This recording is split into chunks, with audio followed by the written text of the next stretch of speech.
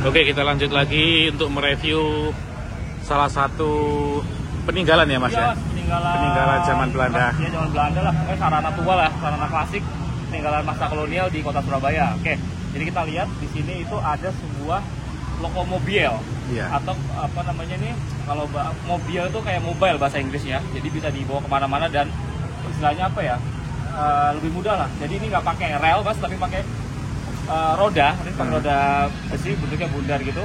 Terus ini dulu, ini menurut keterangan ya, yang info bisa kita dapat, ini dulu asetnya damkar. Hanya damkar. Ini fungsinya tuh macam-macam Mas, bisa jadi mesin pendorong, dari penarik, mesin traksi, lalu juga bisa jadi mesin pompa. Nah, kemungkinan oleh damkar waktu itu dia tuh digunakan untuk mesin pompa air. Jadi dari sungai mungkin dia dipergunakan untuk nyedot air dari sungai ke tandon atau kemana lah untuk kebakaran. Terus kita lihat di sini, ini adalah peninggalan dari Inggris Mas. Ini di Ipswich, ke kota Ipswich di England, di Inggris. Yang atas tuh Ransock, Sims and Jeffries tuh itunya, pabrikannya. Lalu kalau di sini Mas, dilihat dari platnya ini dibuat tahun 1911.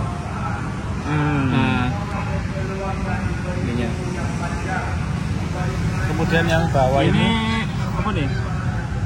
Chemical water stand. Ini mungkin gelas juga ya? Gelas duganya di sini.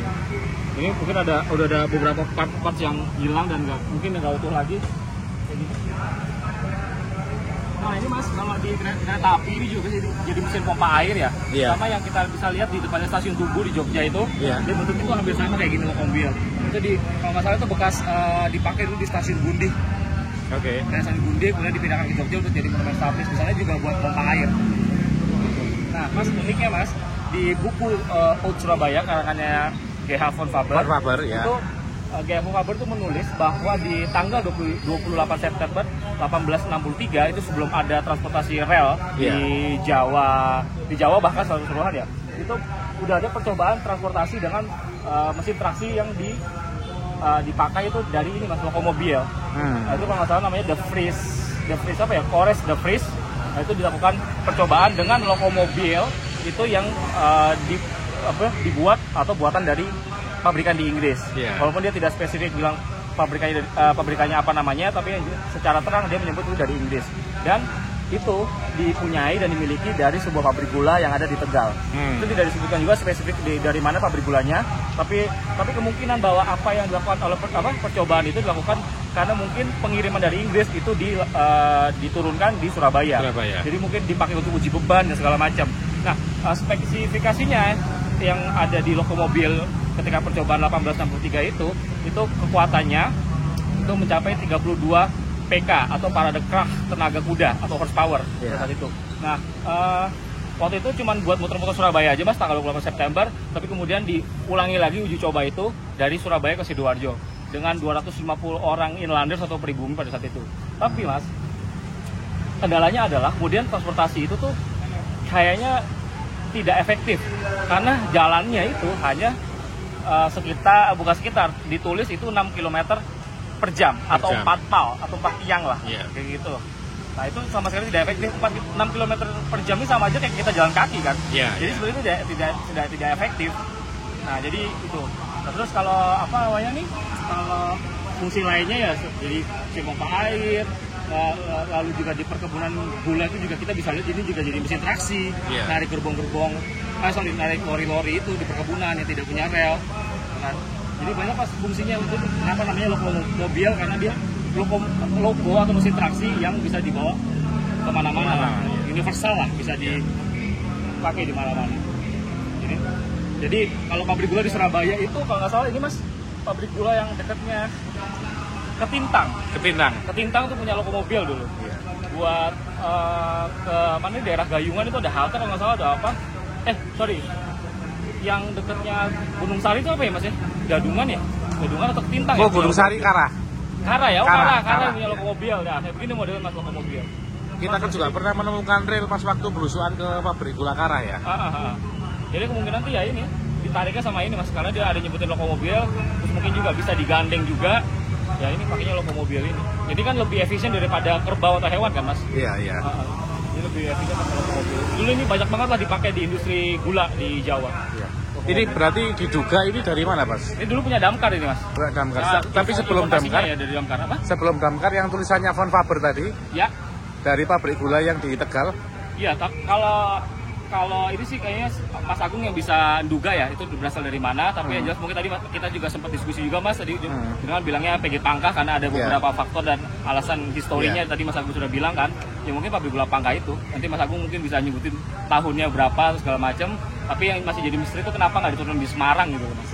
Oh iya. Ya kan, yang jadi misteri itu kenapa itu lokomobil ini nggak diturun di Semarang, gitu loh. Apakah mungkin kantor agennya itu ada di Surabaya, sehingga mungkin terus mungkin juga diikutkan kapal laut itu yang tidak bersandar di Semarang, atau rutenya mungkin ada dari Inggris sana ke Surabaya, hanya ada itu mungkin tidak berlaku di Surabaya, tidak berlaku di Semarang, ya ada kemungkinan seperti itu, Mas. Terus kemudian kenapa ini ada uji coba transportasi, ya mungkin jadi salah satu uji coba mesin ini juga, Mas, uji beban dan segala macam sebelum benar-benar dipakai real di pabrik gula di Tegal itu. Karena selama ini kan di Surabaya, terutama di depannya dipajang di depannya Museum Surabaya atau Siola, ini kan tidak ada deskripsinya ya. Iya, tidak ada deskripsinya, jadi kayak barang nganggur sih menurut saya, Mas. Jadi tidak efektif lah, harusnya ini seenggaknya lah, walaupun singkat aja, tapi setidaknya ini harusnya ada dikasih namanya, jadi orang-orang tidak salah sangka. Kalau gini, Mas, orang umum, orang awam pasti ngiranya ini adalah sebuah lokomotif kereta api. Padahal istilahnya ini beda, walaupun sama-sama loko atau mesin traksi, mesin penarik. Ya, ini beda. Jadi kegunaannya juga lebih beragam lah daripada lokomotif di kereta api yang hanya buat narik atau jadi tenaga penarik kalau di kereta apian gitu. Kalau ini kan lebih kompleks, Mas, lebih bervariatif kan. Bisa buat narik, bisa buat segala macam lah nih. Multifungsi ya berarti. Multifungsi, betul. Tepat banget multifungsi. Ini juga kayaknya modelnya, ketelnya juga sama seperti loko uap ya? Iya, benar. Diameter ini mirip, Mas. Jadi kan kalau di lokomotif kan ada selubungnya ya, Mas ya, ada covernya segala macam, cuman ini telanjang aja. Jadi gini, ada sesuatu yang unik, Mas. Oke, ini kita pental sedikit tapi masih ada konteksnya masih sama. Jadi Duco and Browns itu pabrikan lokomotif, itu dia juga produksi lokomobil seperti ini. Jadi ada beberapa unit itu yang dia produksi untuk pabrik Mas, industri apa itu yang ada tambang apa di Bangka Belitung? Timah. Timah. Itu Timah, Duco and Browns kirim ke sana sejumlah 1, 2 atau 3 unit ya, Mas ya. Jadi mungkin saya cek lagi berapa pastinya.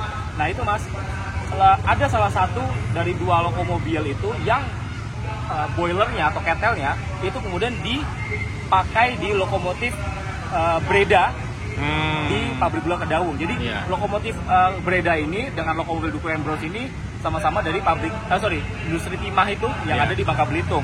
Nggak tahu kenapa kemudian ketel yang lama dari Breda ini kemudian di-replace dengan Duco and Browns jadi lokomobil itu. Nah, jadi ada apa, Mas? Ada video lah dari Relevance Luar itu video yang menunjukkan bahwa plat di Mas? Di ketelnya. Di kotak apinya, Firebox. Di Firebox-nya itu ada plakatnya Duco and Browns, sementara kita tahu bahwa logo nomor itu buatan dari mesin Breda kan. Jadi itu sebabnya.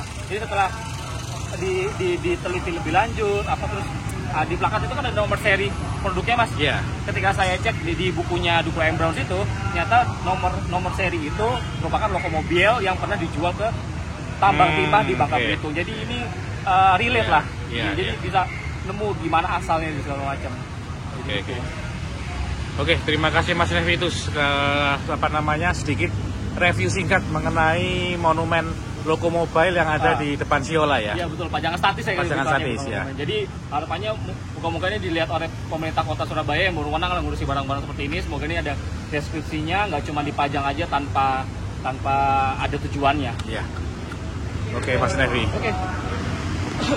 Ada temuan menarik nih, Mas. Tadi kita barusan nemu ini. Ini ada plakatnya nih.